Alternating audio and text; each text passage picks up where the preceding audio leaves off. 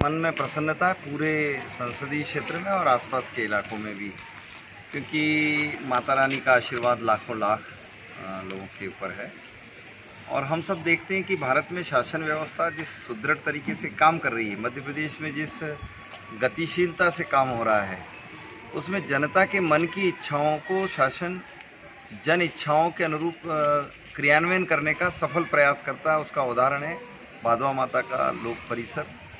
हम सब देखते हैं कि मध्य प्रदेश में ओंकारेश्वर हो कि उज्जैन हो, मंदसौर पशुपतिनाथ हो या भादवा माता, ऐसे सब स्थानों पर जहां लाखों लोगों के आने के क्रम रहते हैं, उन्हें सुविधाएं मिले, सुंदरता हो, स्वच्छता हो और भक्तों को बैठने के उचित स्थान हो, उन सब के क्रियान्वयन का एक सफल प्रयोग हम नीमच जिले की भादवा माता स्थल पर देख पा रहे हैं और इसी को लेकर मन में बड़ी प्रसन्नताएं हैं। चुनाव को लेकर किस तरह की तैयारियां हैं पार्टी में? नहीं, भारतीय जनता पार्टी लगातार पूरे 5 साल जनप्रियता के लिए कह दो या जनता से उनकी इच्छाओं के अनुरूप काम करने के लिए कह दो, हम काम करते ही रहते हैं।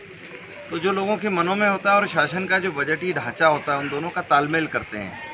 और इसीलिए भारत और मध्य प्रदेश ये ऐसे बदलते परिवेश वाले स्थान हैं जहां मोदी जी के नेतृत्व में, यहाँ शिवराज जी के नेतृत्व में उन्होंने आर्थिक रूप से उन्नति किया है, गरीब कल्याण के लिए काम किया है।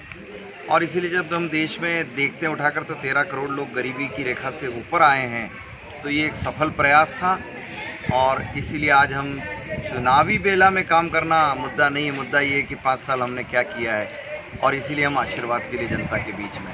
एक अहम सवाल ये है, प्रदेश के केंद्र के कई मंत्री केंद्रीय मंत्रियों को प्रदेश में टिकट दिया गया है, आपका भी सुनने में आ रहा है कि नीमच मंदसौर में से कहीं नहीं। मैं एक बात इसमें से देखता हूँ कि क्या शानदार पार्टी है साहब, कि अगर सेनापति को, सैनिक को, कार्यकर्ता को या नेता, इसीलिए दुनिया में वही देश आगे बढ़ते हैं जहाँ अनुशासन हो, वही समाज आगे बढ़ते हैं, वही परिवार आगे बढ़ते हैं जहाँ अनुशासन हो।